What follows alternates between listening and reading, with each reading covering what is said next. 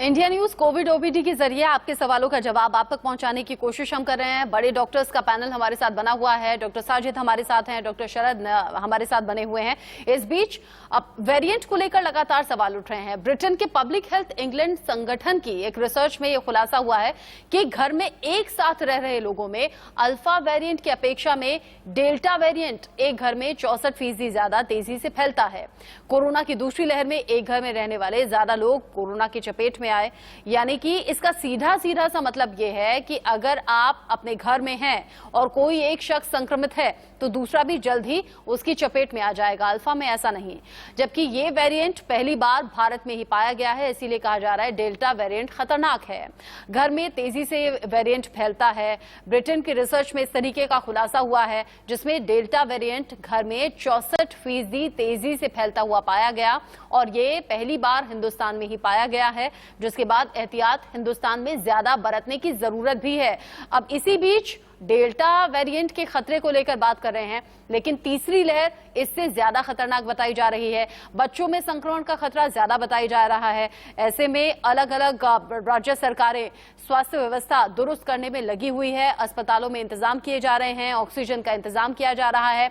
और कैसे ये तीसरी लहर और ज्यादा खतरनाक हो सकती है, क्या कुछ इसमें संभावना हो सकती है, डॉक्टर्स के जरिए हम लगातार जान रहे हैं। Nothing better than Delta has come for the virus, and it looks like in most of the country now 80-90% of the cases, or maybe even more, is Delta. But one thing is sure, that it will change as well, and maybe in 2 months or so we will start seeing newer versions of this. I think there are already some reports from UK that Delta is acquiring some mutations. Corona में मुश्किल इस बात की भी है कि लगातार mutate हो रहा है, रूप बदल रहा है, जिसकी वजह से डॉक्टर्स और साइंटिस्ट के लिए दिक्कत पैदा हो रही है। इसके असल वजह या फिर इस पर मेडिसिन या वैक्सीन को तैयार करना। इस बीच पब्लिक हेल्थ इंग्लैंड की रिपोर्ट में यह भी दावा किया गया है कि वैक्सीन के गैप से डेल्टा वेरिएंट और ज्यादा संक्रामक होता है, क्योंकि इस गैप को अलग अलग वक्त पर बढ़ाया भी गया है। ब्रिटेन में वैक्सीन गैप से डेल्टा वेरिएंट का कहर सामने आया है, इस तरह की रिपोर्ट है। पब्लिक हेल्थ इंग्लैंड की रिपोर्ट है जिसमें अल्फा के मुकाबले डेल्टा 100% ज्यादा संक्रामक पाया गया है। म्यूटेशन के साथ ज्यादा संक्रामक ये वेरिएंट हुआ है और पहले से और ज्यादा खतरनाक हुआ है। एक डोज वैक्सीन लगाने वालों के लिए ये ज्यादा खतरनाक है, ऐसा एक्सपर्ट कह रहे हैं। वैक्सीन के दोनों डोज लगाने वालों का 88% तक बचाव हो सकता है। वैक्सीन का एक डोज लगवाने वालों को करीब 33.5% उनका बचाव होगा। ब्रिटेन में डोज का अंतराल बढ़ाने से डेल्टा वेरिएंट और तेजी से फैला है। Slightly less outcome is more preferable. That is what the debate is. Earlier in England, they decided to do 8 week and so on, or 12 week, because they thought the protection is better. But since the more infectious variant came, they changed this strategy that no, let's do it full-fledged right away, because this variant is uncomfortably more infectious. मतलब अभी दूसरी लहर का खतरा कम ही हो रहा है, तीसरी लहर और ज्यादा डरा रही है। और इसी पर हम बात करने के लिए, आपके डर को दूर करने की कोशिश कर रहे हैं, डॉक्टर साजिद, डॉक्टर शरद हमारे साथ बने हुए हैं। डॉक्टर साजिद, आप सुन पा रहे हैं? आपसे बात हो पाएगी? क्या जी सुन रहा हूं मैं। डॉक्टर साजिद, इससे पहले आपसे बात नहीं हो पाई थी। जो तीसरी लहर का खतरा बताया जा रहा है, अभी तक जो डॉक्टर्स से बात होती थी वो कहते थे पहला डोज लग गया तो भी वो आधा काम करेगा, लेकिन डेल्टा वेरिएंट को लेकर कहा जा रहा है कि अगर आपने पहला डोज लगवा लिया, दूसरा नहीं लगाया, तो ये डेल्टा वेरिएंट और ज्यादा संक्रामक और ज्यादा खतरनाक हो जाएगा। तो मतलब क्या पहला डोज, केवल अकेला डोज लगवाना खतरनाक होगा क्या? मुझे नहीं लगता कि खतरनाक होगा, लेकिन ये बात तो बहुत क्लियर है कि एक डोज लगाने से इस डेल्टा वेरिएंट के खिलाफ जो प्रोटेक्शन है वो कम है। हाँ। लेकिन जब पॉलिसी मेकर्स ऐसा भी डिसीजन लेते हैं कि ज्यादा इंटरवल होना चाहिए, क्योंकि वो लोग ये सोचते हैं कि ज्यादा से ज्यादा लोग थोड़ा प्रोटेक्शन आए। इंडिया जैसे कंट्री में तो it's better than very few percentage of the population getting full protection. तो इसी कारण हमारे राज्य में वैक्सीन के शॉर्टेज के वजह से अभी भी हमारा जो वैक्सीन का शेड्यूल है वो इतनी दूर है। लेकिन जो सीमित लेकिन it is संसाधन है उसी में रहना भी है, सरवाइव भी करना है, खुद को सुरक्षित भी रखना है। पहला डोज लग गया, दूसरा डोज अवेलेबल नहीं है तो क्या करें? अब खतरा तो लगातार बढ़ रहा है, खुद को सुरक्षित रखने के लिए क्या करें? पहला डोज कोई और कंपनी का, दूसरा कोई दूसरी कंपनी का, ऐसा हो जाए उस स्थिति में क्या करें? एक कंपनी मिक्स करके देने वाले शायद थियोरेटिकली कोई प्रॉब्लम नहीं हो जाए, हाँ, लेकिन फिर भी उसके लिए हमारे पास डेटा नहीं है।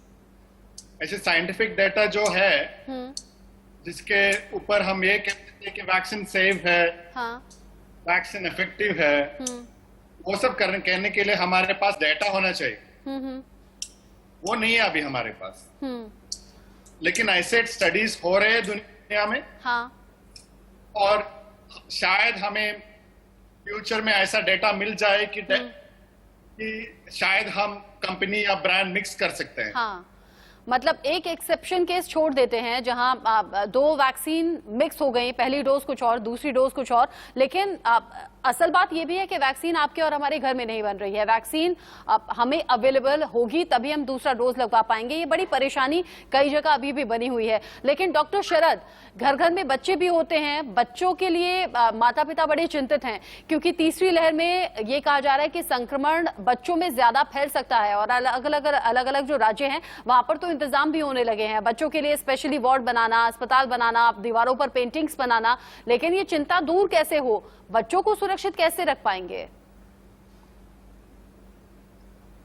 मुझे लगता है कि ये जो डॉक्टर ये जो शरद डर से है सवाल, कि डॉक्टर शरद से सवाल है। ओके, जी जी, सॉरी।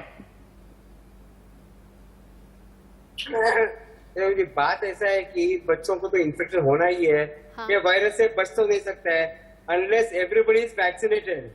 क्या हम लोग सबका इम्यूनिटी बढ़े, आखिर में सबको तो इन्फेक्शन होना ही है जब तक हमारा इम्यूनिटी नहीं बढ़ता है। लेकिन बच्चों में हम लोग ने देखा है कि जो कॉम्प्लिकेशन जो होता है बहुत ही कम होता है, लेकिन फिर भी हमको सावधान रहना पड़ेगा क्योंकि बच्चे सामने से कुछ बता नहीं सकते हैं।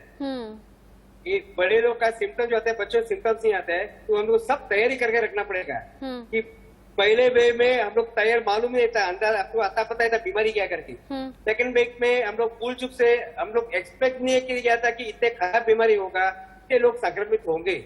तीसरे वेव में हम लोग फंसना नहीं चाहिए, तो पहले तैयारी करके रखना चाहिए करके, हाँ। मीडिया पूरा अवेयरनेस करके रखना चाहिए हम लोग क्या क्या तैयारी करना है। जी, तैयारियों पर तो हम बात लगातार कर रहे हैं, लेकिन सर एक चिंता वाली बात यह भी है कि अभी तो बच्चों की वैक्सीन को लेकर ट्रायल चल ही रहा है। बच्चों का वैक्सीनेशन तो अभी बहुत दूर की बात है, अभी तो बड़ों के ही वैक्सीनेशन को लेकर किस तरह की चीजें हैं हम सब देख रहे हैं। इस बीच एक कॉलर हमारे साथ जुड़ गए हैं, जींद से अशोक हमारे साथ हैं। जी अशोक, क्या सवाल है आपका? जैसे मैं दूसरी वैक्सीन लगवाई है ना, मेरी बाजू में टांगे में बहुत दर्द सी रहने लगी है, सांस में दिक्कत होने लगी है। आप कह रहे हैं आपने वैक्सीन लगवाई है तब से आपको शरीर में दर्द रहता है? हाँ, दूसरी वैक्सीन लगवाने के बाद हुई है। अच्छा, दूसरा डोज आपने लगवा लिया है। अच्छा अच्छा, हाँ। डॉक्टर साजिद, ये कॉलर हैं, कह रहे हैं दोनों डोज लगवा लिए, शरीर में बड़ा दर्द रहता है, क्या करें? ये शरीर में दर्द होना इस वैक्सीन का सबसे कॉमन साइड इफेक्ट है। इससे जान को कोई खतरा नहीं है। हाँ। बस पैरासिटामोल ले लो या तो ब्रूफन ले लो, 1 या 2 दिन में ये दर्द चला जाएगा। इस दर्द की वजह से ऐसा हम अनुमान लगा नहीं सकते कि ये वैक्सीन डेंजरस है। ये तो बहुत ही कॉमन है। इनफैक्ट पहले डोज के बाद भी और दूसरे डोज के बाद भी। अच्छा, ठीक है अशोक जी, उम्मीद करते हैं आपके सवाल का जवाब मिल गया होगा। डरने या घबराने की जरूरत नहीं है। वैक्सीन का डोज जब आप लगवाते हैं तो फीवर या बॉडी एक इस तरह की दिक्कतें आपको हो सकती हैं। आप अपना ध्यान रखिए, पेन किलर 1 या 2 दिन ले सकते हैं, इसके आगे मत कंटिन्यू कीजिएगा। अच्छी डाइट लीजिएगा, आप बहुत जल्दी अच्छे हो जाएंगे। डॉक्टर शरद, बच्चों को लेकर हम बात कर रहे थे।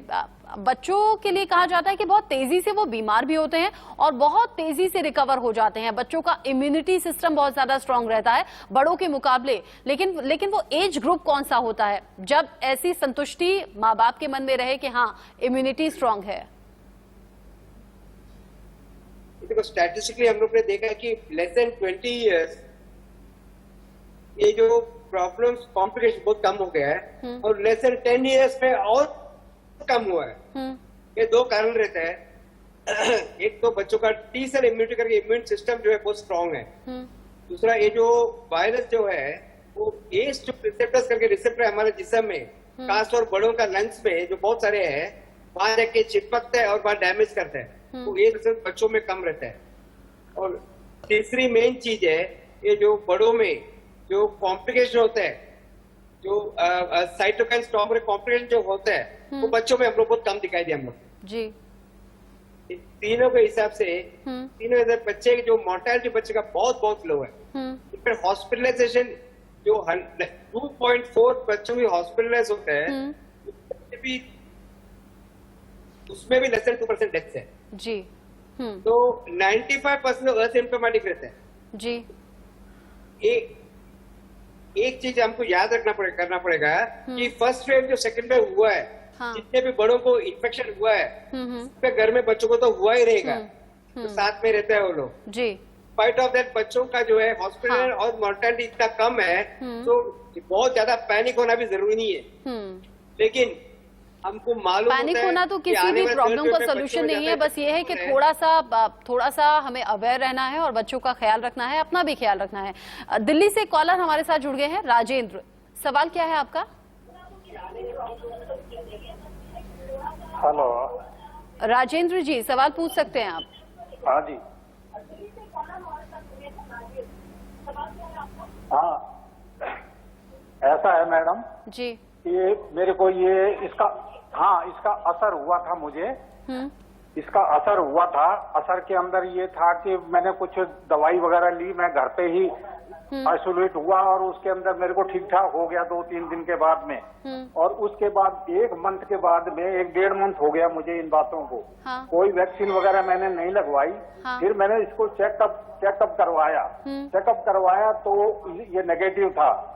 तो नेगेटिव था। अब मैं ये चाहता हूँ कि मेरी आंखों का ऑपरेशन करवाना चाहता था, क्या मैं करवा सकता हूँ? एक मुझे किडनी का करवाना था, स्टोन का, क्या वो मैं करवा सकता हूँ? और आप कह रहे हैं कि आपको कोविड का संक्रमण हुआ था? हाँ अच्छा, हुआ था, मगर वो मैंने घर पे ही जो अच्छा, है मतलब घर रहकर आप रिकवर हो गए, 1 महीने बाद नेगेटिव रिपोर्ट भी आ गई। डॉक्टर साजिद, जवाब दे दीजिए। तो एक बार कोरोना जब आके चला जाए और आप कंप्लीटली स्टेबल है, कोई सिम्टम्स नहीं है, आपको कोई सांस लेने में तकलीफ नहीं है, तो आगे को जो आपका लाइफ है वो तो साधारण लाइफ की तरह ही होगा। बस एक ही डिफरेंस है कि जब वैक्सीन लेना है जी तो 90 डेज के बाद लेना है। वैसे आपको कोई सर्जरी से कोई ज्यादा खतरा नहीं है अभी। जी, आप आराम से अपना आंखों का ऑपरेशन सब करवा सकते हैं जी। तो राजेंद्र जी, आपको डरने या घबराने की जरूरत नहीं है। जो आपकी टाइम पर सर्जरी होनी थी वो आप करा सकते हैं, उसमें डिले मत कीजिएगा। हाँ, रिकवर होने के बाद, कोरोना नेगेटिव होने के बाद 3 महीने बाद आप वैक्सीन जरूर लगवाइएगा। उम्मीद करते हैं आपको आपके सवाल का जवाब मिल गया होगा। साथ ही डॉक्टर साजिद, डॉक्टर शरद, हमारे साथ जुड़ने के लिए, आपका बेशकीमती वक्त हमारे साथ साझा करने के लिए बहुत शुक्रिया आप दोनों का ही। और हमारे दर्शकों के सवालों के जवाब हमने देने की कोशिश की है, इसी तरीके से कोशिश करते रहेंगे कोविड ओपीडी के जरिए हर रोज। फिलहाल रुक रहे हैं छोटे से ब्रेक के लिए।